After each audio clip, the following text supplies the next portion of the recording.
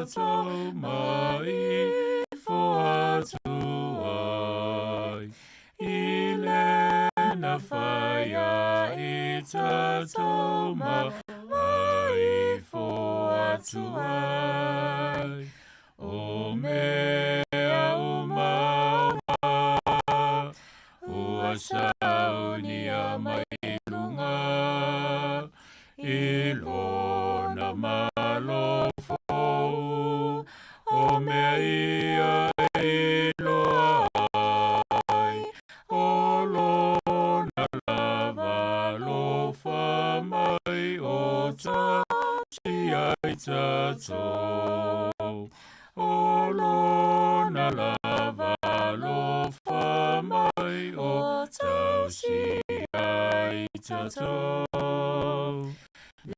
Nei au sitai ai, nei tupu mai se whawaiwai, iai tatou manei, ia whawhetai ma whamanu.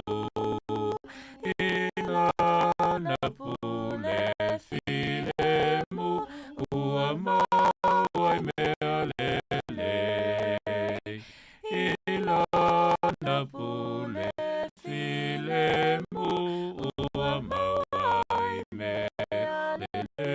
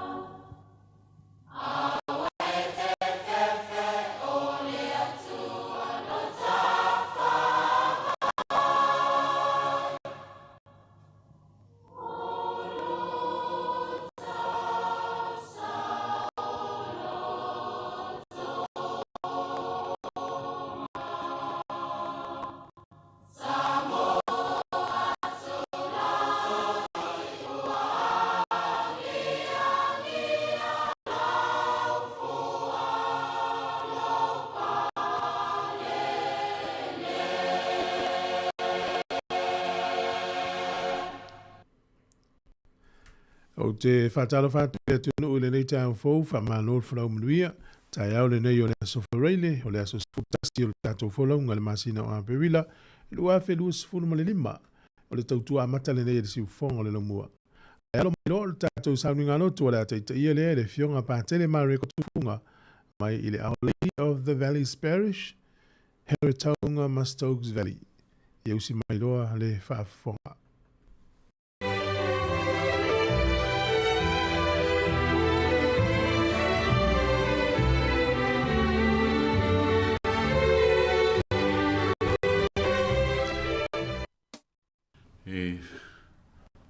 Whawhenua tu I lo malei fo mai whanunga lei le tai fo, malas fo, Sāmoa lo watu pele, ia mus fo ia whaafonga mai o nei o tātou so, matua whawhine toke lau. Ia, te tonu le mawhawhau sa o tō moa ni malolonga tō while mō le pōn pō, whangu mai le tua lo tō soifua malo mātu wola, tātou whei lai nei tai au. Ia ai, alo maia, hola au taita ia le tātou sauninga nei tai au, se sula le alofa le tua, ma moli na palapo malo. Ia ilo nanga le leimolo nganga alofa, I le swafa le tamam le alu le nganga pa ia. Amen. I tātou te tāna. Nganga pa iai, whio mai ia i e whatumulo to au aunga. Matutu iai le afi o lowa lofa. Ia winatu lowa nganga on whaolo i ngai leo i latou, e te whafo winga mea umai le laulang. Le atu aina e o inga loto au aunga le mana malama o le nganga pa ia.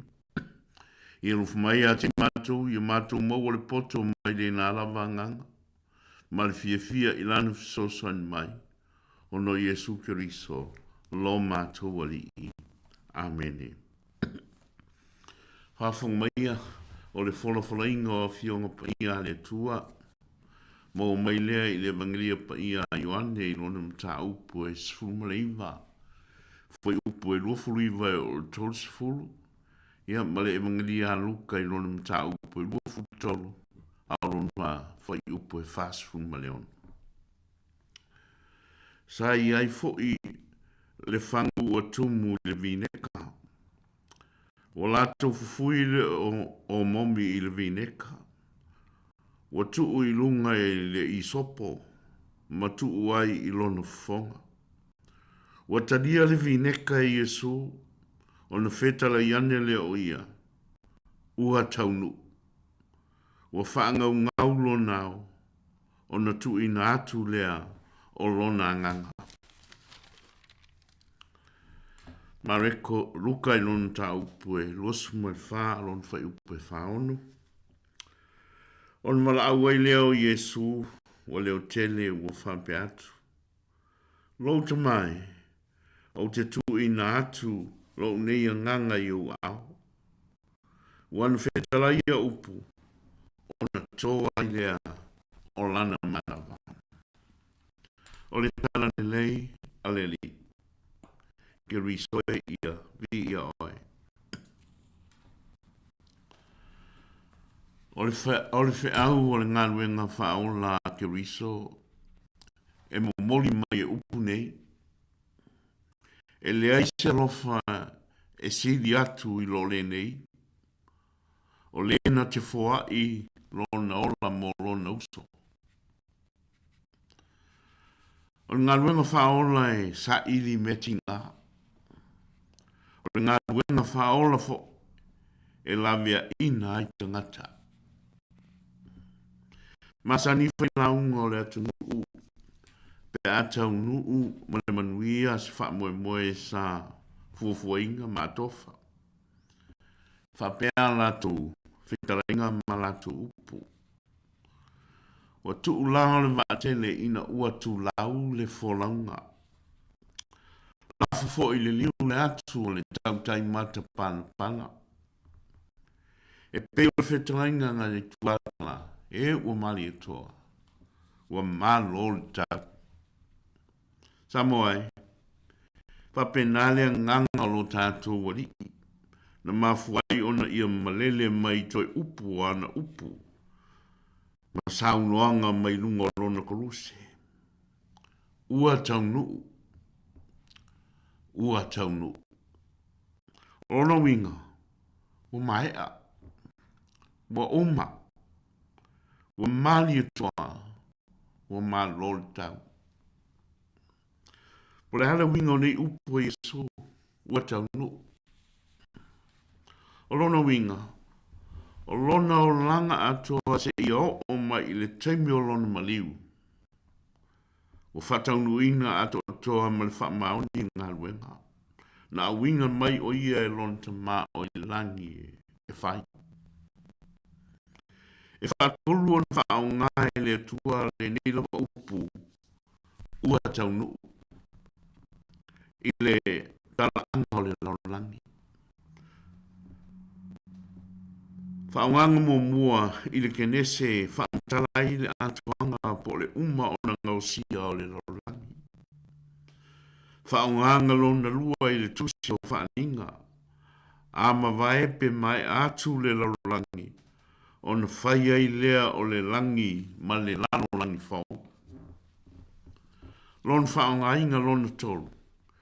I le vāpo le o ngā tono nei vaenga i lua, o le amatanga ma le atuanga, o lo alanga ina i Yesu, lona ono o toe saunoanga mai lunga o lona kruse.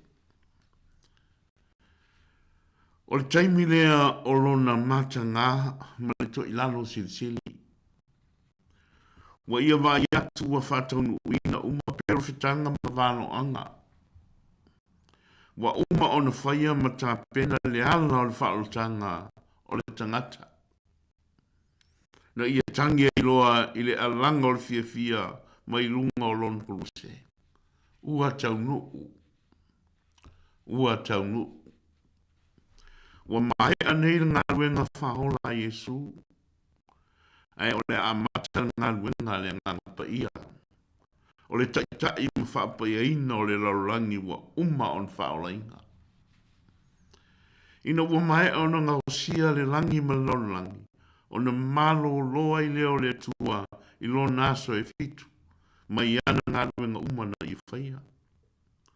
O le fuila. I lunga o koruse. Ua whaai uma ua malo loa Yesu ina ua mai ala ngā ruenga o le whaoltanga o le tangata. Ma le laurangi. E le to iai se isi whaola. E le to iai se isi au whau o le whaoltanga. E le to e whaoinga pe to iai se isi tangata. I laro le langi le nei ma le laurangi e to e whaola i tangata. Fata winga mai le tangata. Maore fo ua ona tongina. I le totu pa ia o lo tātou ri o Yesu Kiriso. O fesiri nei e tu watu e tātou te mana tunatu iai. Tātou mana tunatu i o tātou to whinga manuenga. Mua. Pe o tātou whamaoni ea i o tātou to whinga manuenga. Te ia taunu ui o nātuanga mona whaatino ina atoto. Lua.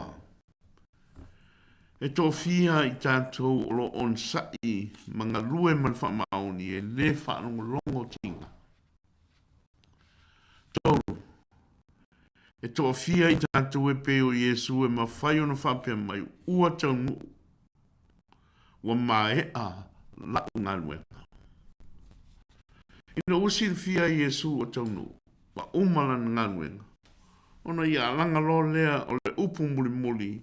Po o lana toi saunuanga mai lunga o lona koruse. Lo te mai. O te tu ina atu lo lia nganga i o ao. Father, into your hands I commend my spirit. Oka okai, se mea ina matango fie. Sao whana le lei Yesu. Wa mani toa, wa malol tau. Se tasi o whaasalanga i le tangata ono riulua i anga sala o tato matua. O le oti lea i lali tino. O le upurona ono saunuanga lo tātou wali i mai lunga o le koruse. O lo whaatau whaalnila langi po o tūlanga whaalelaro langi nei. Aorana upure nei lona fitu, upu muli o hana, saunuanga mai lunga o lona koruse. O lo whaatatau ma whaasanga a ngai i le tua. O le upurona ono o lo whamawai ma whato whai te taimi. Ua taunu. Aolana upulona fitu. Wana saunoanga lona fitu le upumuri. O lo whaasanga ma whatau. A ngai le amatanga o lona mamalu. O le ato e fo i lona tama ma lona ainga ina ua mai atau sanga i tos funa tolu. Talu o nā ese mai lona tama. Ai ta se mau i nei nu ese. I le nei lona langi, sa ia wha mau wai lona poto, lona malosi, ma lona taimi. O lona tino ma lona toto wa ia whoa i mo tangata ansala. Pule isi meo toi a te ia. O le aim se isi meo toi a te ia. O le ala wa ia saungi e toi wia le awala. I le whale o lon ta mā. A o sauni atu ia o le amalanga. Ma toe fo I lon ta mā. Sa pa u mai o na fonga langa ta talo whai ule nei. Lo ta mai. O te tu I natu lo nei nganga. I o au. O nei upu. E nei musu ina mai e Yesu e pei o na masani e o tangata. E au ina o le auti ma tala noa mai ana. I ana toe upu e pei o na masani e tātou o le mawaenga. A wawa umaona ia whetalai mai. E le aise isi e na te vesena lona ola mai a te ia. Ana te tu ina mai lona lava ola e ia lava. E le pa ia tu fo I leoti ia te ia. Ia Yesu. Mawhapea mai, mawhapea atu o le aoti o ia. Ai o Yesu na I alu atu e whafta ia I leoti. Ina ia whaalia mai le lalangi. E le oti o ia e pia stangata o le eiso na malosi. Ai o le amaliu I lona lava loto malie. O le ana ia alangaina I loa lana toe upu muli mai lunga o lona sato. Ma lona leo tele. Lota mai. O tu ina atu lo le nganga. I o au.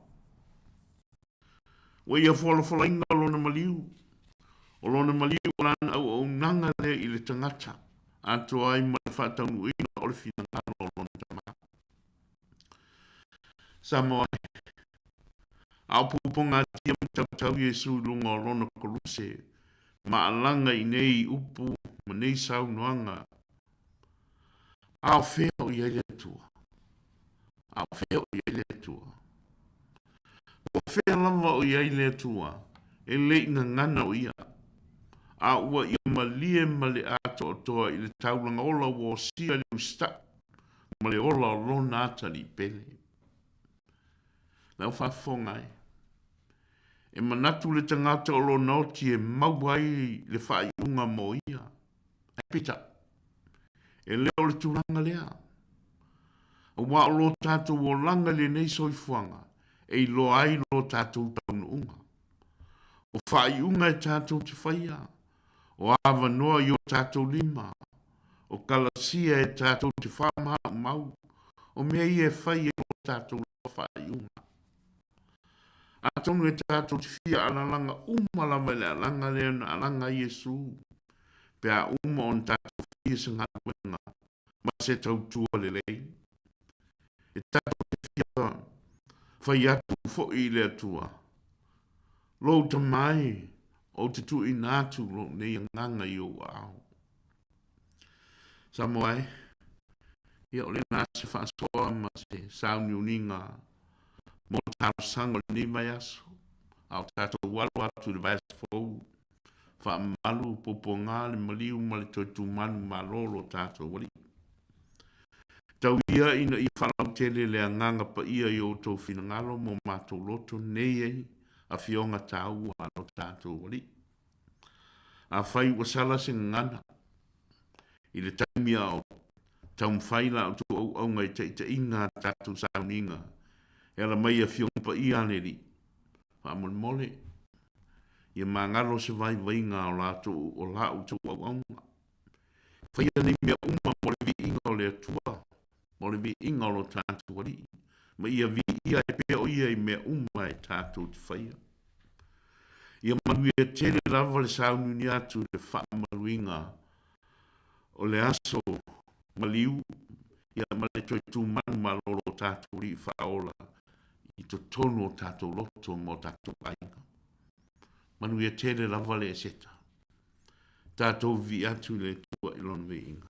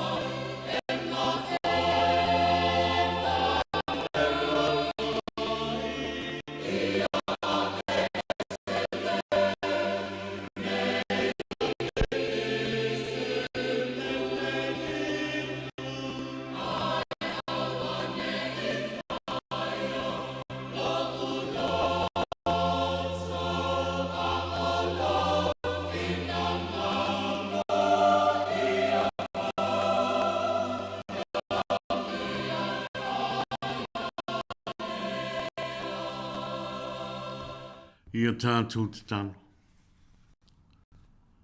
Le tuolo mātou te mā. Iesu ke riso lo mātou oli I. Ma lo mātou whaola. Whaaftai tere mo lau taulanga o lo lava soi fuafua. Wa mātou moa I le ola ma le leinga. Wa toi whafo isi ai le tangata na leiloa I la o lua mawhtanga mawhanwhana. Ia vele whamaluinga I le larangi atoa I le nei vai tau o lo maliu. E whai mwhale leinga le tele o atu nuu ma tangata o lo masei ma whiwata wa. Ia vele fo I le nei aso o se musumusunga ma se whaapula mata. Mo I la tau e le talitonu I ati o Yesu ma lau whaoltanga. Awa nei o mātou vai vai. Awa nei o mātou whiungo whie. Ai o mātou whamaoni ma te pataula I pēr I le ala. Wa e whaata oto mai mo I mātou e Sāmoa ai. Ia me o pupo ngā. E mātou te mwhai ei o na whaafsota I atu. Ia o mātou fo I pupo ngā. Ina ia mātou tō fo I ngai le mātango whio loa lofa fo ai mo I mātou. Neri e whamalosi mai e whatuotua o lau au whai ngā lue mo lau tala nei. Ia vele e seta o le ne fui tau sangalua whenua lima. O se whaafonga whalea nganga mo I mātou uma o lo vai ma lima mo le wholofalainga o lau tala nei. Ia mātou maua loto tele e whailau ngā luenga. Mala I le mana, malau upu e ala mai I lau au whai ngā luenga. Ia mātou mō fo le loto tele whaatino ma le whamaongi. Loto whinga malau ngā luenga. Na e tu mai ia I mātou, e wina mai le tangata. E whamoe moe te wha o lo inga I mātou. Lau au whai ngā luenga o lau tala le. Leli e, wa e malele mai lunga o loko luse I le larolangi atoa. Ina wa e si la fia u whata uina ma le ato toa, ma le whamaoni me uma, na uina mai oe le rota maa, o I le langi e whatino. Na e fola mai loa I le larolangi ma loa nganga fia, ua taunu. Wa mai wa uma, e le toe whaalua inga fo I le ngā luenga wa mae aona e tape inga. Yeswe, wa mai e toa, wa maa lori tau, whaaftailo wa lofa. Tamai I a mātou patipatia stoi tu te fia I tumu I whaamanuianga mai lau fio. Whaamanuia mai lo mātou atu nuu atoa Sāmoa whapea fo I ni usila nei. Whaamanuia na I o mātou mātua mātutua whapea whanawiti. Whaamanuia I nātou o ngase I tonu o le malu o mātou whale whapea maota o suru whainga. Whaamanuia I nātou uma o I whale pui pui. Ia vele nei vai tau sanga o whaamaluinga o le maliu o lo mātou whaola o Iesu Keriso. O se aso toi fota inga mo I nātou. Ina ia la ngona I le se ma le vai mainga. Ma whapena on fulitua I le leanga. Ai afisi ma apo le leo lo mātou whaotanga. Lea li e, lo ia nisi o lo uftia I leo pong sā o le whanonoa o no leoti. Pa ia tu I ailo au whamawhanwhana e sufi ai o lātou ti ngā whanonoa. Ai pupula mai le mala malama o ave o le toi tu manu malo o Iesu Keriso lo mātou bali imo lo mātou whaona. Mātou mantua whapitoa lo mātou uso I lau tala lei. Ia mapsone, whale tangaloa, whapere whatua male whanau, male kanesia. Ia mapu atu ia I lau fio, to so mafuta mau fio I lola. Whamanui mai ngā le ofisa whasa lau nema na lau whainga. Ia maua lo atu to mai male malosi. e whaatino ai ti uti e mga luenga o